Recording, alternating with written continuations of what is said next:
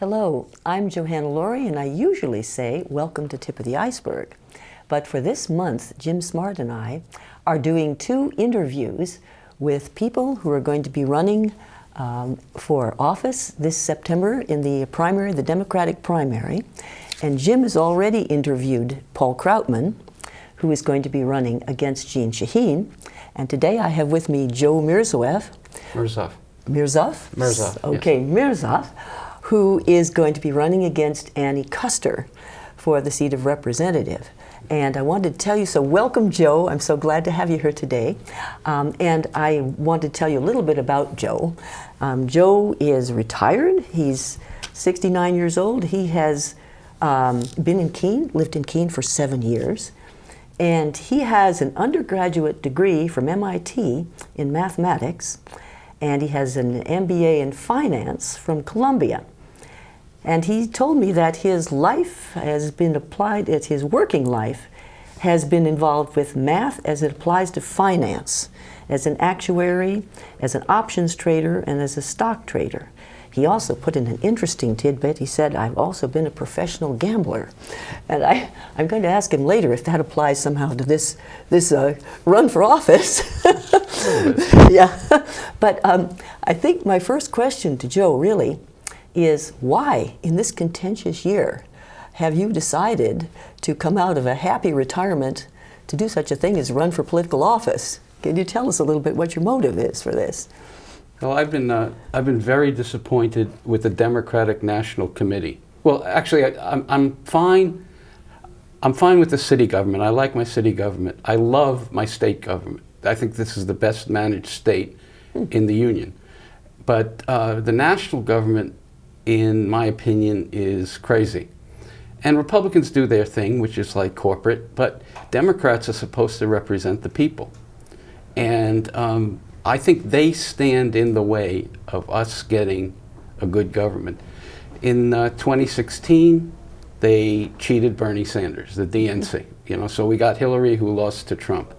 And Bernie was matched up much better against Trump than Hillary did. So if not for Hillary and the DNC, we would be looking at re-electing President Sanders now, in my opinion. Mm-hmm. But this, and then this year also we had 2 great candidates, well, 3 very good candidates, but the 2 best were Andrew Yang and Tulsi Gabbard. This is a Yang hat. Math means make America think harder. And so those 2 would have made a great president, vice president ticket. As to right now, the primaries, like they were in 2016, they were just not democratic at all. They were fixed. And it's just a joke that they're putting up a guy who hides in his basement. He's got a history of corruption where he's enriched his families. He has a history of acting like lunchbox Joe. Zephyr Teachout wrote an op-ed, where her complaint about him was that he says he's one thing and he does another. He supports the corporate, the healthcare, the oil, and Wall Street, when he says he's for the people. So he has his history of misrepresenting himself. But to me, and she called that corruption. I call corruption routing money to your family. Mm-hmm. So anyway, I'm just very upset with the DNC. I think there's a good portion of the Democratic Party that is progressive, and so they have it's going to take a critical mass of a few more people to get them to turn. Mm-hmm. Now in 2018 you had the squad elected, which is, I may not agree with everything they want, but at least they're the right kind of people in challenging the DNC authority. And I'm hoping that in this crazy year, as you point out, that there will be a lot of people that step up like that and take shots. And we've seen some of them already having success where they've thrown out long-term people like Jeanne Shaheen who my friend Paul Krautman is running against, and Ann Kuster that I'm running against, because these people don't represent us. You elect people like that, and what they do is, when the chips are down, and it's important, they vote what the party wants them to, rather than representing us, representing the people. So that's why I'm running, and that my hope is that there's going to be a lot of other people that try this, and some of them will get through. Yeah. Now, that sounds like a good reason, a very good reason. Yeah. Well, you also wrote a letter to the editor in which you announced your candidacy, and something stood out for me there that I wanted to ask you about. You called yourself an independent, progressive, and a libertarian. And when I think of libertarian, of course, I think of somebody who believes in small government, practically no taxes. And when I think of a progressive, I think of somebody who believes in spending lots of money to get people back to work, and health care for all, and a lot of things which cost money and mean more taxes. So I guess I'd like to ask you, how do these two things align? Because they seem to be going in opposite directions. Okay, they're more similar than you think. What they have in common, one of the things they have in common, and what Paul and I both are, is anti-war. The libertarians are anti-war because it costs too much money, and of course it's destructive. It's not constructive, right? So, at least it has been in the last, since 2001. So they are anti-war. The Greens are anti-war because, of course, it trashes the planet, and because they have a feeling for humanity. So both of them, and they both empower us also. Besides by being anti-war, the libertarians, by reducing unnecessary government and reducing taxes, that empowers us, right? Similarly, with the Greens, or progressives, they empower us because they give us security. In other words, it's a lot of people going broke just from health care. So that they would give us national health care. I like Bernie's plan. Well, do you think, here's the question though in my mind, is that, do you think, you're a mathematician, and you're interested in debt and all of this, and of course the problem with debt right now is actually humongous. So how do we get these progressive programs going without getting ourselves just deeper and deeper into debt? I think how do we do that? I don't believe that this would, when it comes right down to it, I don't believe this would actually cost more. I think it would cost less. In other words, some people right now aren't covered, and they would have to be covered, but we pay for them anyway, because if they go to the hospital, we have to be taken care of. Somebody pays for them anyway.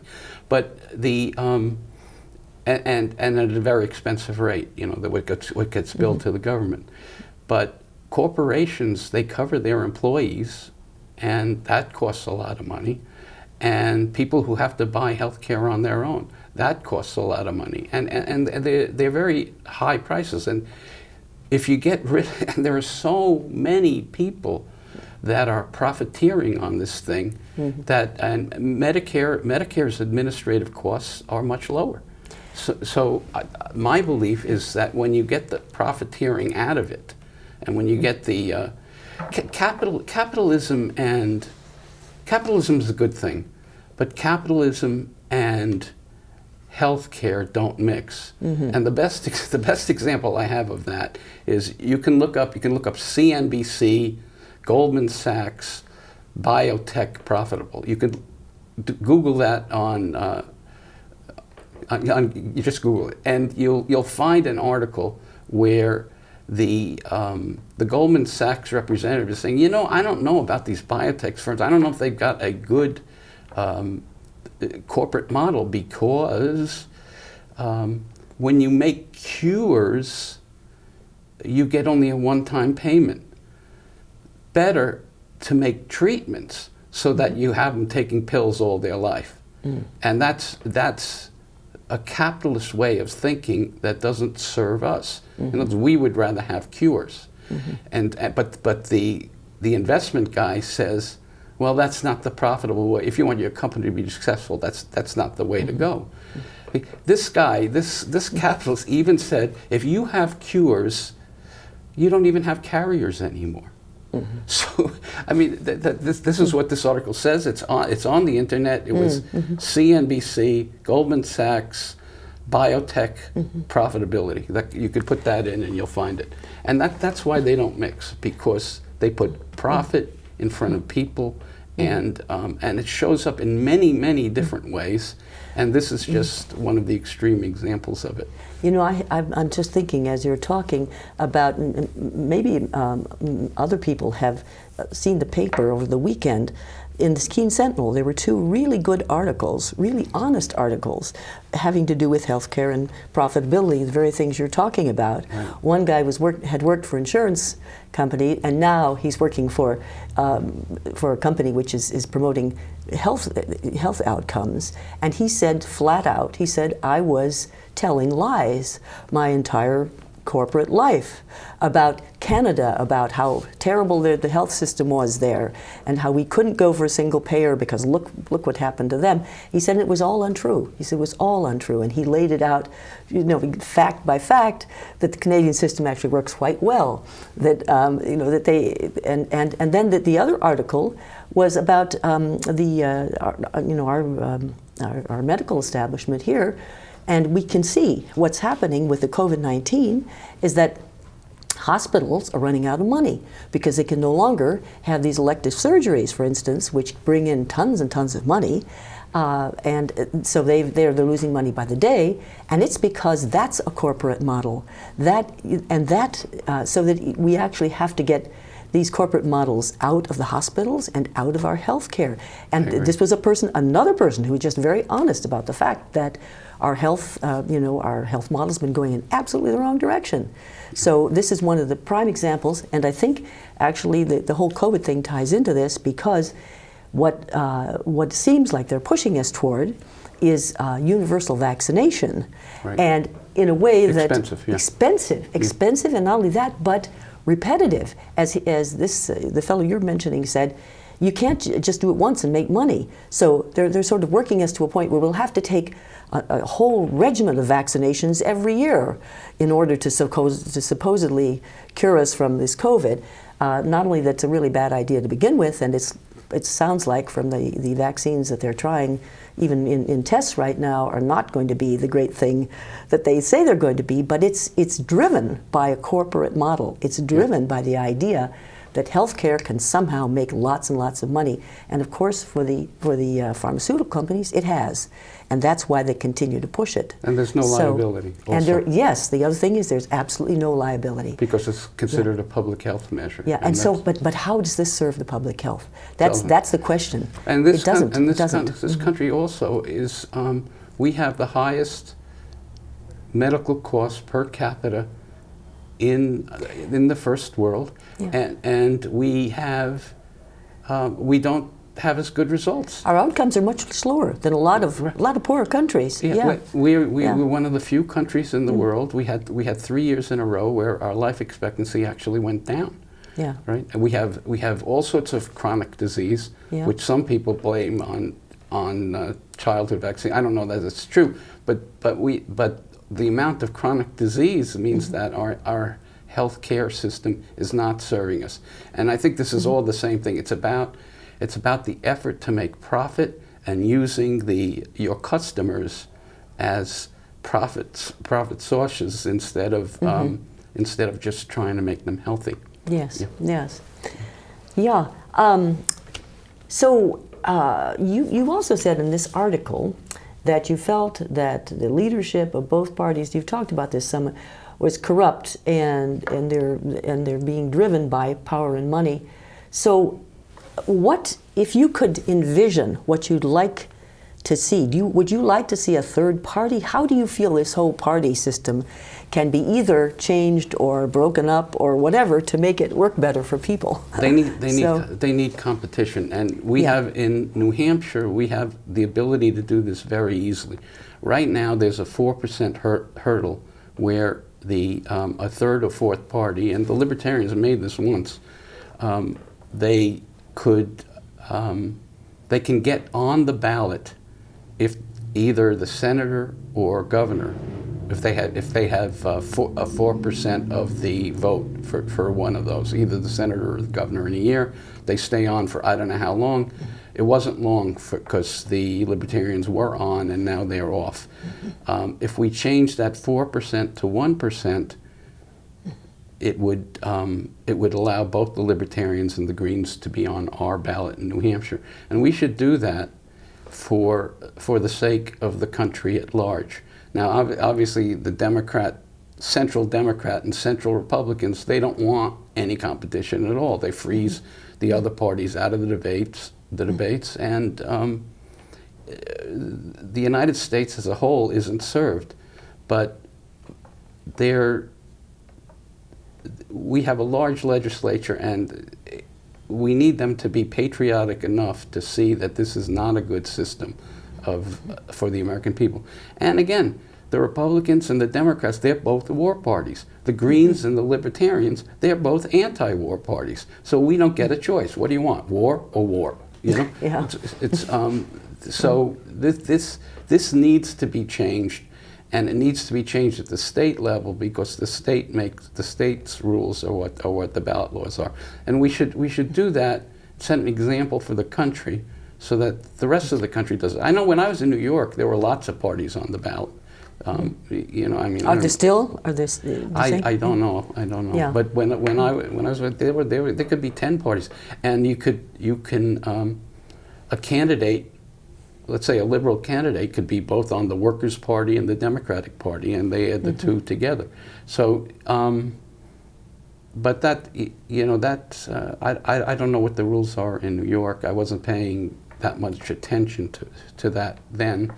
But I know what the rules are here, thanks to the Libertarians I hung around with for a while, who are very good at this stuff. And anyway, so we could do that. That's what I think would help. Competition, and let's get them on the New Hampshire ballot. And I can't do that, even if I get elected, I can't do that. Only the state legislators can do that. Okay. Is there any movement in the state? There's none. How do you get? I mean, I've been calling in. I mean, I spoke to Jay when he was on the radio, and Jay Kahn when he was on the radio, and is he willing to front that kind of? He said it was 1%. I said no, it's not. And then Ian called in and said no, Joe's right. It's 1%. It's 4%. Jay said it. Jay thought it was 1%. He didn't even know. No, it's not on his radar screen. Interesting. And you know, I don't know. I really think. I think this is an important issue, so I think it really ought to be considered. Yeah. It would seem somehow we have to educate our legislators first, right. So, if they don't know that. Yeah. So, and you also mentioned in your letter to the editor a report called "Democracy Lost: A Report on the Fatally Flawed 2016 Democratic Primaries," as something that people should look up if they really want to see what happened then and what's likely to happen now. So, well, this is why Trump is very concerned about this mail-in ballot stuff. But there are various ways that both parties cheat. In general, the Democrats like to get a lot of people to vote whether they're entitled or not, and the Republicans like to get fewer people to vote whether they're entitled or not. But that's that's what each party kind of specializes in. But the Democratic primary in 2016 was really terrible. But as early as May, people knew that something was wrong, and 4 articles came out in Counterpunch in early May, so that was a month and a half before the convention, which occurred in July. And it showed showed two things. It showed that Hillary her vote counts were exceeding the exit poll counts by too much. That was the first thing that it showed. And the second thing showed that these were coincident with various things like the screens where you press Bernie and they say, thank you for voting for Hillary. Or they were, like in Brooklyn, there were purges of voters. Brooklyn's where Bernie came from. So they had various, and so the first, and this didn't happen in the Republican primaries in the third year, in 2016, in that year. So Trump did not, it turns out that Hillary ended up exceeding, her vote counts exceeded her exit poll counts beyond statistical possibility, whatever it is, 2 standard deviations or 3 standard, whatever they were using, in 12 states.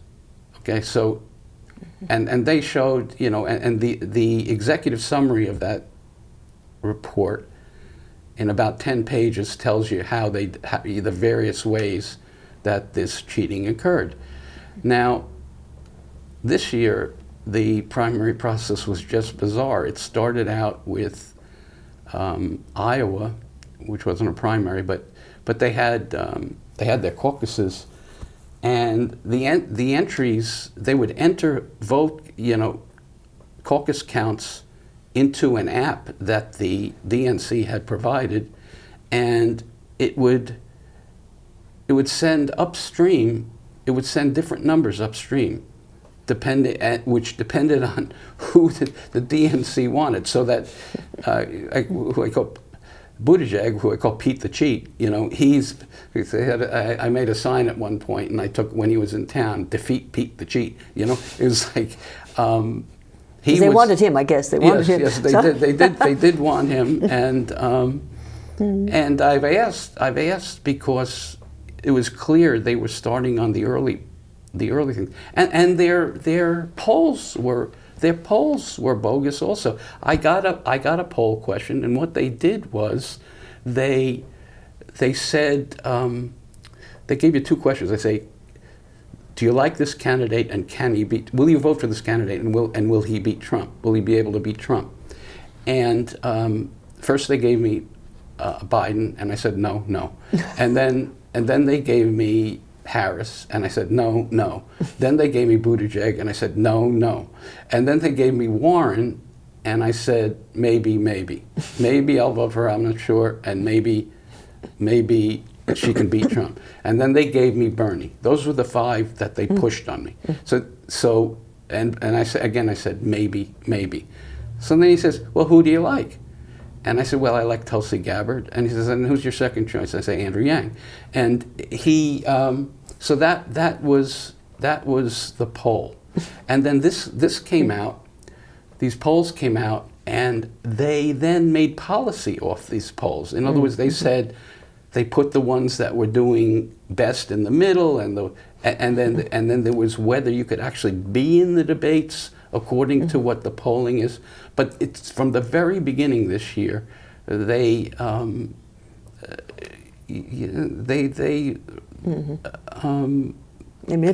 poisoned the system. And then they have the mainstream media, which is publishing articles, the mainstream media follows 2 things. It follows the DNC, and it follows the intelligence community. What they want to be said gets said in mainstream media. And it just, it's a constant amount of lying to the public, again and again. And can all this that you're talking about be found in this report? Is this report? Yes, report. It's okay. And the way the keywords, if you're using Google, the keywords would be democracy lost, Democratic primary 2016. Democracy lost, Democratic primary 2016. And so it's a 96-page report, but you need to read 2 things. You need to read the executive summary, which is about 10 pages, and you need to see the charts on pages 39 and 40, because they show you exactly what states were beyond statistical reasonableness. Good. Okay. So, in the time we have left, I would like to talk about some of the issues, the 4 issues that you're most interested in. You've mentioned the foreign policy, and we don't have a lot of time to go into these. The others are homeland oppression, and I want to know just generally what you feel that is. Debt, we all know the problem with debt, and incarceration, and I think people are also pretty knowledgeable about the fact that we are the country in the first world, or I guess in the entire world perhaps, who puts more people in jail than any other country. And the highest incarceration rate as well. Yeah, the highest number and the highest rate. Yeah. Okay, I can go through these quickly. I have these here. Okay, foreign aggression, I would reduce the military budget by half. Recently, there are 20 legislators who wanted to reduce it 10%, and that hasn't gone through. And again, Shaheen and Kuster, Shaheen, who Paul's running against, and Kuster, who I'm running against, they vote for every increase in the military budget. Mm-hmm. So we're up to $740 billion a year right now, and there's more, but that's just what we call the military budget. I would bring soldiers home to work here. You know what? I tell you, I'm afraid we're running out of time. And I have an idea. I think maybe we should continue this on the next program that we have. Would you be willing to come back in, I guess it's a week now, or two? I'll have to see when the timing on that is. But I'd love to. I think people should hear the rest of what you have to say about this. So okay, I think I'm sorry it took so much time. Well, it didn't. No, everything you said was incredibly valuable, and I think but this is a half-hour program, and it just flies by. So I think what I'm going to do, I'm going to leave viewers with the opportunity, the possibility that you'll be willing to come back and talk to us. Absolutely. And talk to us again on this, because this is very important stuff. All right. So what I have to say now is that I hope you will tune into this program. 7 p.m. on Thursdays, 7:30 a.m. on Friday, 2:30 p.m. on Saturday, 3:30 a.m. on Sunday, 6 p.m. on Monday, 7:30 a.m. on Wednesday, and then various times that they can slip it in.